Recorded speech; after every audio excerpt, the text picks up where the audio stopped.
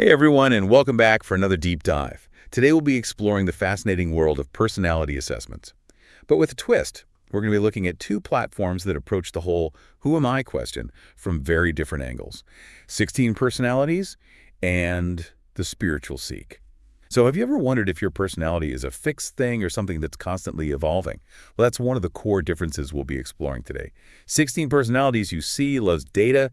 It loves giving you a neat little four-letter type to sum you up, while the Spiritual Seek leans more on philosophy and self-reflection, taking cues from thinkers like Socrates and Plato. Interesting. It's going to be fascinating to see how these contrasting approaches play out, so let's jump right in. Absolutely. It is really intriguing how both platforms are essentially trying to illuminate the same thing, the core of who we are, our personalities.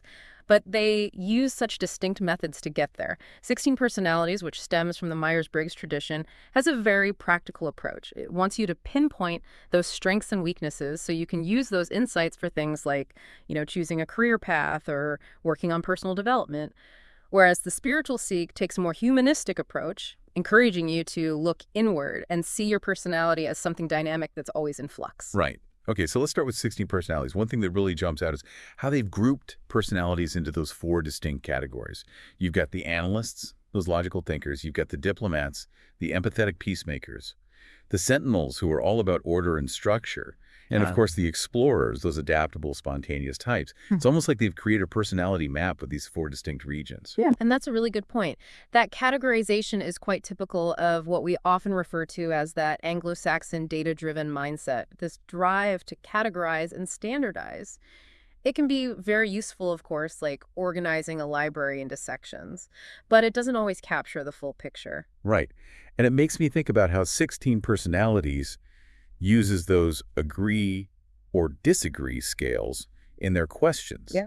Do you think that might oversimplify things a bit? Like someone might agree with a statement for a totally different reason than what the test designers had in mind? That's a fascinating point because you've hit on both a strength and a weakness of the system there. It's easy to understand and accessible, but it doesn't always capture the nuances of why you might choose a particular answer. Someone could strongly agree with a statement for a reason that's totally different from someone else who also strongly agrees. Okay, that makes sense. All right, let's switch gears a bit and explore the Spiritual Seek. One thing that immediately struck me about their tests was how they use full sentences for the answer choices, almost like mini arguments. Instead of just a simple agree or disagree, what's the reasoning behind that? That right there tells you a lot about their philosophical approach. They're not just collecting data points, you see. They're encouraging the user to truly think deeply. The Spiritual Seek wants you to weigh each option and its implications, almost like you're having an internal debate with yourself. Yeah, I see what you mean. It's like they're tapping into that Socratic method of self-examination through dialogue. Exactly. And that ties directly into their humanistic approach. They're not trying to box you in with a label. They're more interested in how your mind operates, which connects to their belief that personality is something fluid and always evolving. I see. And they have some interesting tests beyond the typical personality assessments, don't they? I was particularly intrigued by the mental age test. Yes. The mental age test is a fascinating one. Because it's not about your literal age at all, you see. It's more about assessing the flexibility and openness of your mindset. Do you approach the world with a sense of curiosity and wonder, or have you become more rigid in your thinking? So if you're stuck in your ways and resistant to new ideas, you might have an older mental age even if you're chronologically young. That's the idea. And then they have this awareness test, which explores how you perceive information. Oh, interesting. Can you give us an example of what that looks like? What kind of awareness are they trying to measure? Think of it this way. If you walk into a room and you instantly sense the mood, or if you can pick up on subtle cues in a conversation that others might miss, those are forms of awareness. The Spiritual Seek uses scenarios and dilemmas to see how you gather information and form opinions. Do you jump to conclusions? Or do you consider multiple perspectives? Can you see past the obvious? So it's less about, like, are you aware of your surroundings, and more about how do you process and make sense of what's going on around you. It's a deeper level of awareness than just being observant, right? Exactly. And this difference in approach really becomes clear when you compare the profiles you get from each platform. 16 Personalities tells you who you are with that concise personality type, while the Spiritual Seek focuses on how you think, offering insights into your mindset and those patterns of reasoning. I love that. It's like 16 Personalities gives you the snapshot. And the spiritual seek helps you understand the picture behind the snapshot. That's a great way to put it. And for you listening, which approach resonates more with you? Do you see yourself as fitting neatly into a personality type? Or are you more intrigued by exploring how you think and how your mind works? Welcome back to our deep dive, where we're exploring the intriguing world of personality assessments and comparing two very different approaches. And before we dive back in, just a reminder that we're looking at 16 Personalities, the data-driven platform, and contrasting it with the spiritual seek, which takes a more philosophical lens. Right, and the last time we left off talking about those distinct profiles, each platform generates 16 personalities, gives you that clear-cut type, while the spiritual seek delves into your thought processes. Exactly. So let's start by unpacking the pros and cons, shall we? Let's do it. What are some of the benefits of that data-driven practical style that 16 Personalities is known for? Well, I'd say one of the biggest advantages is how easy it is to grasp. The test is simple, it's quick to complete, and the results are clear and concise.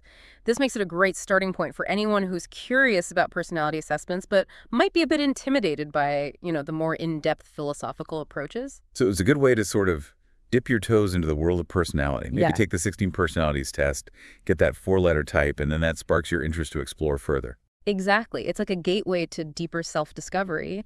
And another major benefit is that 16 Personalities is all about applying what you learn. They give you insights that you can actually use in your personal and professional life. You get career suggestions tailored to your type, advice on relationships, and even tips for improving communication and teamwork. So it's not just about understanding yourself in this abstract way. It's about taking that knowledge and actually using it to make better decisions, right? Absolutely. And for a lot of people, that's what they're looking for, practical tools to navigate daily life. Right. Okay, so we've looked at the good stuff. Now, what about the flip side? What are some potential downsides to the 16 Personalities approach?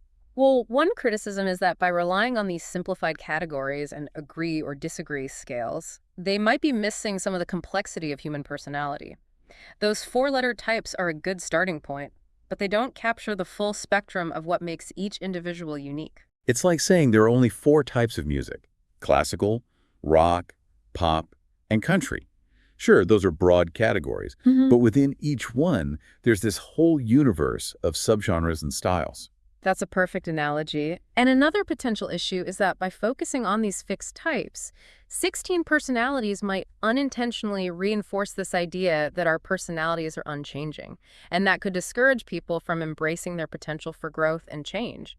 Yeah, it's like being told, well, you're an introvert, so you're always going to be shy and avoid social gatherings. Yeah. That kind of thinking can really hold you back. Absolutely. It's crucial to remember that personality is influenced by so many factors: our experiences, our relationships, our environment. It can definitely shift and evolve over time. So 16 Personalities can be a great stepping stone. It has practical value, but it's important to remember that it's just one perspective. Exactly. It's a tool. And Yeah. like any tool, it has its specific uses and limitations.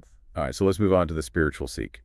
What are some of the potential benefits of their more philosophical approach with its emphasis on introspection and self-reflection? Well, one of the biggest strengths is the focus on going deep and recognizing nuances. Their tests really encourage you to think through your answers, and that leads to self-reflection and a much deeper understanding of your beliefs and assumptions. It's like having a conversation with yourself. Yeah, Really looking inward to understand your own patterns of thinking. exactly. And that introspection is incredibly valuable for growth.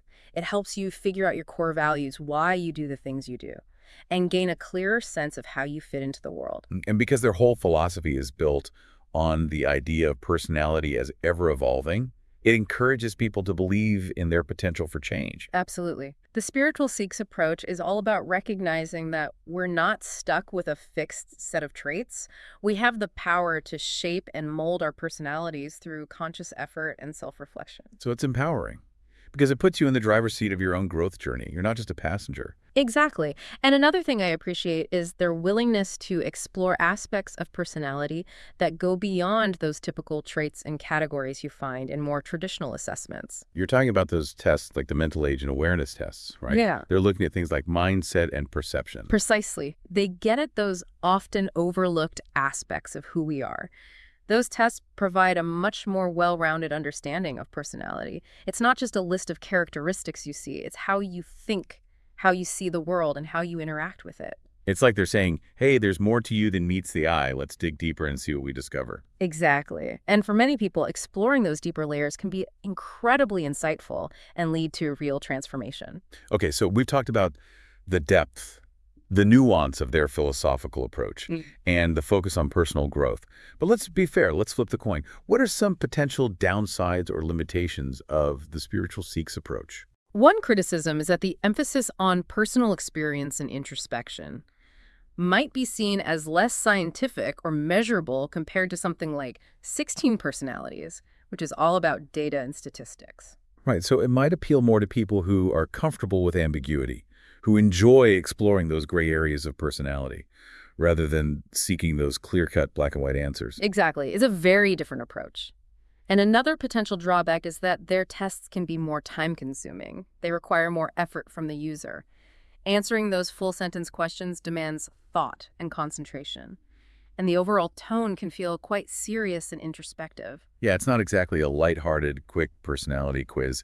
It's more like a deep dive into your inner world. That's right. And that might feel overwhelming or intimidating for some. So while the spiritual seats philosophical approach has a lot to offer in terms of depth and encouraging personal growth, it's not going to be the right fit for everyone. It requires a certain level of self-awareness, a willingness to really think things through, and a comfort level with exploring those more subjective aspects of personality. I think you've summarized it perfectly. It's all about knowing yourself and choosing the tools that resonate with you. Okay, so we've explored the potential benefits and limitations of both platforms. But how do these two approaches, with their very different philosophies, fit into the bigger picture of personality assessments? That's a great question. And I think it's important to remember that they're not mutually exclusive. They can actually complement each other really well. So you're saying it's not about picking one over the other. It's about seeing them as complementary tools you can use together. Exactly. You could start with 16 Personalities to get that quick, accessible snapshot of your personality type, and then dive into the Spiritual Seeks tests to explore those deeper layers of how you think and perceive the world. It's like having a toolbox with different tools for different jobs, right? You wouldn't use a hammer to tighten a screw. You choose the right tool for the job. Exactly. And in this case, the job is getting to know yourself better. And there's no single tool that can capture the full complexity of who you are. So it's about using a combination of approaches, each offering unique perspectives and insights, to gain a richer, more nuanced understanding of yourself, your strengths, your challenges, and your potential for growth. Precisely. And I think it's really fascinating to consider how these two approaches with their contrasting philosophies reflect those broader trends in how society views personality. Are we seeing a shift in how we perceive ourselves and our potential for change? You know, and now that you mention it, it does feel like there's a growing interest in self-awareness and introspection these days. Like people are recognizing the importance of understanding their own thoughts, emotions, and motivations. Definitely. And we're seeing this reflected in the popularity of things like mindfulness practices, meditation apps, and of course, personality assessments. People are craving tools and insights to better understand themselves. And it's not just about putting yourself in a box with a label anymore, is it? It seems like there's a move away from those rigid categories and towards a more fluid understanding of personality. Absolutely. People are less likely to say, this is who I am and that's it, and more open to the idea that they're constantly evolving and discovering new facets of themselves. I love that. It's such a hopeful and empowering way to view ourselves. And it seems like this shift is supported by research that suggests personality isn't as fixed as we once believed. Our experiences, our relationships, our environment, all these things can shape and mold our personalities over time. That's right. We're not just passive products of our genes. We have the ability to actively influence our own personal growth and development. And this realization is driving a greater emphasis on self-improvement. People aren't content with just knowing themselves. They want to work on becoming the best versions of themselves. That's so inspiring. And we're definitely seeing that desire for self-improvement reflected everywhere you look. The explosion of self-help books, workshops, online courses, coaching programs. Absolutely. It's an exciting time to be interested in personal growth because there are so many options available. And in a way, both 16 Personalities and the Spiritual Seek, despite their contrasting approaches, are tapping into this larger shift towards self-awareness, personal growth, and a more dynamic understanding of personality. So they're both meeting a need, but in different ways. One offers those quick, practical insights. The other encourages deeper introspection and self-discovery. It's all about finding what works for you. All right, so we've explored those different philosophies behind 16 personalities and the spiritual seek, weighed the pros and cons, and even touched on how those platforms reflect broader trends in self-discovery. But let's get down to brass tacks. How can you actually use these platforms to boost your self-awareness and personal growth? Let's get practical. I think a common challenge many people face is feeling lost when it comes to career choices. And that's where 16 Personalities, with its focus on strengths and work styles, can really shine. So let's say you're at a career crossroads. You take the 16 personalities test, and it turns out you're an analyst. Would that then point you towards careers that require analytical skills like data science or engineering? You got it. Or let's say you're a diplomat. Maybe social work or counseling would be a better fit. It's all about understanding your natural inclinations and finding a path that aligns with them. Right, and it's not just about finding the perfect job, is it? 16 personalities can also help with navigating those ups and downs of workplace relationships. Oh, absolutely. Knowing your own type and the types of your colleagues can be a game changer for communication and teamwork. Let's say you're working with someone who's a Sentinel. You know they thrive on structure and order, so you'd probably approach them with a well-organized plan rather than springing a last-minute brainstorming session on them. That makes a lot of sense. You'd be less likely to trigger their stress response that way. Okay, so we've seen how 16 personalities can be applied. How about the spiritual seek? How does its more introspective approach translate into tangible personal growth? Let's say you're struggling with self-doubt. The spiritual seek's mental age test, which explores your mindset, might reveal that you tend toward negative self-talk or limiting beliefs. So you might discover that your mental age is actually older than your chronological age, suggesting a more rigid or pessimistic outlook on life. Exactly. But here's the key. The spiritual seek doesn't just point out the issue. It offers guidance on how to address it. The content often includes philosophical insights or prompts for reflection. So if that mental age test shows that you're stuck in a negative thought pattern, you might be encouraged to explore Stoic philosophy or mindfulness techniques as ways to challenge those negative thoughts and cultivate a more positive mindset. That's what's so powerful about the spiritual seek. It connects those insights about yourself with actual steps you can take to grow and change. Okay, let's get even more specific. Imagine you're having trouble communicating effectively in your relationships. How would these platforms help with that? Well, let's say you're a feeling type on 16 Personalities, which means you tend to make decisions based on your emotions and values. The platform's relationship guides might suggest that you practice expressing your needs more directly, rather than hoping your partner will just get how you're feeling. That's helpful. How would the spiritual seek approach that same communication challenge? Their awareness test could be really illuminating here. Perhaps your score reveals that you're not great at picking up on nonverbal cues, which could lead to misunderstandings with your partner. Ah, so you might be missing those subtle signals like body language or tone of voice that add extra layers of meaning to what someone is saying. Exactly. Becoming more aware of those nonverbal cues can drastically improve your communication. It's about recognizing that communication is a two-way street, where you're not only expressing yourself, but also actively trying to understand the other person's perspective. That's a great point. And it really shows how these two seemingly different approaches, 16 personalities and the spiritual seek, can actually work together to support personal growth. It's like having two lenses to view yourself through. One lens, 16 Personalities, gives you that clear, practical overview. And the other, the spiritual seek, invites you to explore those deeper, more subtle aspects of yourself. And by using those two lenses together, you gain a much richer and more holistic understanding of who you are. Precisely. It's that deeper understanding that sets the stage for real, lasting personal growth. It's recognizing that you're not just a set of traits, but a complex, ever-evolving individual with the power to learn, grow, and create positive change. Such a powerful message. So as we wrap up our deep dive into personality assessments, what's the one key takeaway you want our listeners to remember? Don't let your quest for self-knowledge end with the test result. Use those results, whether they're from 16 Personalities, the spiritual seek, or any other assessment, as a starting point. Let those results spark your curiosity, fuel your introspection, and ultimately empower you to live a more authentic and fulfilling life. Beautifully said. It's not about the label, it's about the journey. It's about using these tools to unlock your potential and create a life that reflects who you truly are. Thanks for joining us on this exploration of personality assessments.